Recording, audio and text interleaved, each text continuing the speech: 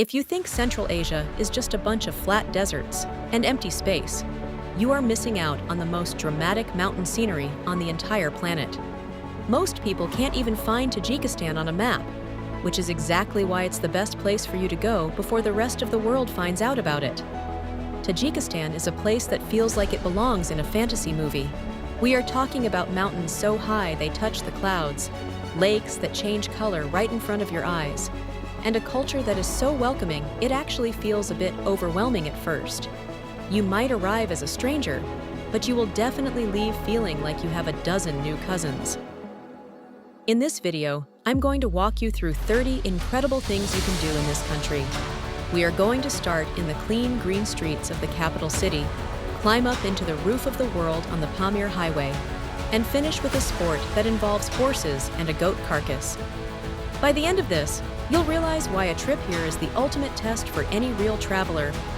When you first land in Dushanbe, you might be surprised by how modern and relaxed it feels. The best place to start your journey is with a stroll through Rudaki Park. It's named after the famous poet Rudaki, who is basically the father of Persian literature. There is a massive statue of him right in the center, and the park is filled with fountains and flowers. It's the kind of place where local families go to hang out in the evening, when the heat of the day starts to fade. You'll see kids running around, and old men playing chess on the benches. It's the perfect introduction to the slow, peaceful pace of life here. Right next to the park, you have to visit the National Museum of Tajikistan. This isn't one of those boring museums where you just stare at dusty rocks. The building itself is a huge piece of modern architecture, and inside, they have everything from ancient jewelry to Soviet-era art. But the real star of the show is the giant sleeping Buddha.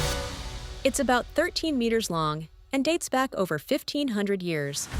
It was found in a monastery in the south of the country, and seeing it in person makes you realize just how deep the history of this region goes. It's a reminder that Tajikistan was a major crossroads on the ancient Silk Road. While you are walking around the city center, you literally cannot miss the world's second tallest flagpole. For a little while, it was actually the tallest in the world, standing at 165 meters. Even though another country built a slightly taller one recently, this thing is still massive. Seeing the huge Tajik flag waving against the backdrop of the snowy mountains is a pretty cool sight. It's a huge point of pride for the people here, and it makes for some great photos. If you want to see some serious luxury, head over to the Koh-i-Novruz Palace. This place started out as a plan for a tea house, but turned into a full-blown palace. It has rooms that are decorated with millions of tiny mirrors, hand-carved wood ceilings, and massive mosaics. Every single inch of this place was built by local craftsmen. It feels like stepping into a dream. You can take a guided tour to see the different halls, and each one has a different theme and style. It's easily one of the most beautiful buildings in all of Central Asia. When you get hungry, make your way to the Mergan Bazaar. This isn't like the crowded, messy markets you might find in other parts of the world. It's a beautiful indoor market with high ceilings and white columns. The air smells like fresh bread and dried spices. You'll see piles of colorful fruits, nuts, and those famous giant Tajiki melons. The vendors are usually very friendly and will offer you samples of everything. It's a great place to buy some snacks for your upcoming road trips. Try the dried apricots or the local almonds. They are way better than what you get at the grocery store back home. Finally, before you leave the capital, spend some time at the Bogi Iram, also known as the Botanical Garden. It's a massive green space that feels miles away from the city noise. They have traditional wooden pavilions with intricate carvings where you can sit and relax. It's a popular spot for wedding photos, so don't be surprised if you see a bunch of brides and grooms walking around in their finest clothes. It's a very peaceful way to end your time in Dushanbe before you head out into the wilder parts of the country. Just a short drive outside of Dushanbe is the Hisar Fortress. This place was once a major stop for traders on the Silk Road. While most of the original mud brick walls have crumbled over the centuries, the main gateway has been beautifully reconstructed. When you stand in front of those massive twin towers, you can almost imagine the camels and merchants passing through hundreds of years ago. There's also an old school and a mosque nearby. that give you a good sense of what life was like in a medieval Central Asian town. If you want to go even further back in time, you have to visit Sarazm. This is a UNESCO World Heritage Site, and it's one of the oldest settlements in the region, dating back over 5,000 years. It's an archaeological site, so you'll see the foundations of houses, temples, and workshops. It's amazing to think that people were living in organized cities here at the same time the pyramids were being built in Egypt. It shows that Tajikistan has been a hub of civilization for a very, very long time. Then there is the ancient city of Panjakent. Back in the day, this was the capital of the Sogdian people, who were the masters of trade in this part of the world. You can walk through the ruins of their old citadel. The most famous thing about Panjakent is the wall paintings they found here, which are now in museums. They show scenes of battles, feasts, and daily life. Even without the paintings, walking through the ruins gives you a real sense of the scale of this ancient empire. Further south, you'll find the Holbuk Fortress. This one is unique because it's built with salt bricks. It's been heavily restored, so it looks very impressive with its high red walls and towers. Inside, they have a small museum with artifacts found on the site. The area around it is also very beautiful, with rolling green hills and small villages. It's a bit off the beaten path, which means you'll probably have the whole place to yourself. In the northern city of Istarafshan, you can't miss Mugtepe. This is a fortress gate sitting on top of a hill overlooking the city. It's a symbol of the city's long history of resistance. Legends say that even Alexander the Great had a hard time conquering this place.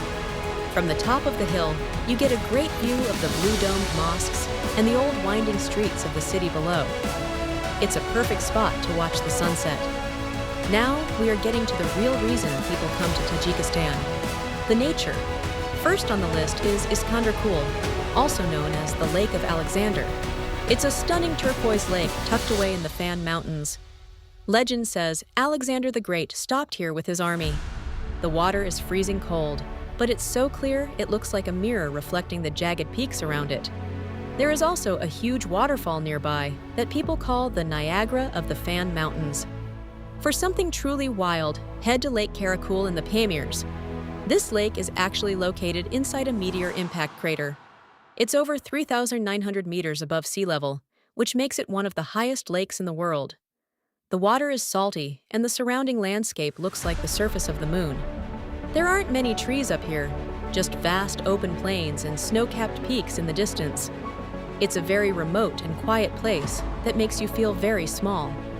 Back in the Fan Mountains, Lake Aladdin is a favorite for mountain climbers and hikers. The water here is so clear, it's almost transparent.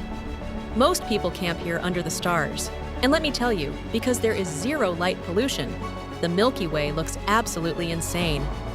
It's the kind of place where you wake up, open your tent, and realize you are in paradise. Finally, don't miss Yashilkul and Bulunkul lakes on the Alichur Plain. These are two of the most serene and quiet lakes you will ever see. The area is very flat and high, and the wind can be quite strong, but the beauty is undeniable. Bulunkul is actually near the coldest place in the country, where temperatures can drop to -60 degrees in the winter. Luckily, in the summer, it's just crisp and refreshing. Driving the Pamir Highway is probably the #1 thing on most people's bucket list. This is the second highest international highway in the world. It's not really a highway in the way we think of them. It's mostly a bumpy dirt road that hugs the sides of massive cliffs. But the views are some of the best you will ever see. You'll be driving along the border with Afghanistan, with the Panj River separating the two countries. You can literally see people in Afghan villages just a few hundred meters away. The highest point on this road is the Akbaytal Pass. You'll reach an altitude of 4,655 meters. At this height, the air is very thin, and even walking a few steps can make you puff and puff. But when you reach the top and look out over the Pamir Plateau, you feel like you are on top of the world. It's a harsh, dry, and beautiful landscape that few people ever get to see. Along the way, you'll stop in Karag. This is the biggest town in the Pamir region. It's a very cool place with a university and a very educated population. You should visit the Korog Botanical Garden, which is one of the highest in the world. They have trees and plants from all over the globe that have been adapted to survive. Further into the Pamirs, you'll find the town of Murghab. This place feels like the end of the world. It's a high-altitude outpost where most of the people are ethnically Kyrgyz. They live in a very different way than the Tajiks in the valleys. You can visit the local bazaar, which is made out of old shipping containers. It's a rugged place, but the people are incredibly resilient and friendly. It's one of the most unique cultural experiences you can have in the country. One of the biggest challenges travelers face in Tajikistan is the sheer isolation. You are thousands of miles away from everything you know. The roads are rough, and your phone might not work. Sometimes, you might feel a bit overwhelmed by the altitude or the language barrier. But this challenge is exactly what makes the Wakhan Valley so special. In the Wakhan, you can soak in the Bibi Fatima hot springs. These natural thermal waters are tucked away in a canyon. Local women believe the water helps with fertility. The water is hot and full of minerals, and after days of dusty travel on the Pamir Highway, it feels like the greatest luxury in the world. Perched high above the valley is the Yamchun Fort. This is an ancient fortress that used to guard the valley from invaders. The views from the top are mind-blowing. You can look across the river into the Hindu Kush Mountains of Afghanistan. It's a great place to sit and think about all the history that has passed through this valley. The families will usually invite you to sit on colorful carpets, drink endless cups of tea, and eat homemade bread. It's the heart of Tajik hospitality. Heading north, you'll reach Ujjain, the second largest city in Tajikistan. This city is much older than Dushanbe and has a very different vibe. The heart of the city is the Dushanbe Bazaar. This is one of the biggest and most colorful markets in the country. The entrance is a massive pink and yellow building. From traditional clothes to fresh yogurt, you can find it all here. You should also visit the Arbab Cultural Palace. This was a Soviet-era building where a lot of important political decisions were made during the formation of the modern Tajik state. It's very grand, with fountains and gardens. Inside, the rooms are decorated with a mix of Soviet and traditional Tajik styles. It's a fascinating place to learn about the more recent history of the country. Nearby is the Sheikh Muslihuddin Mausoleum. This is a beautiful complex of religious buildings with intricate brickwork and blue tiles. It's a very peaceful place.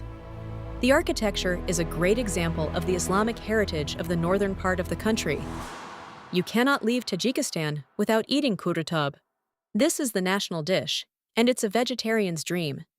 It's made with strips of flaky bread that are soaked in a warm yogurt sauce and topped with fried onions.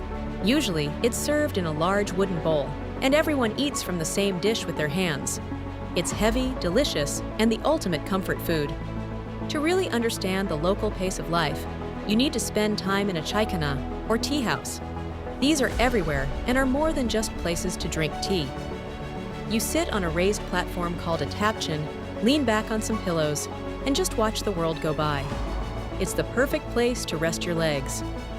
If you happen to be in the country during the spring, especially around the Nowruz holiday, you might get to see a buskashi match.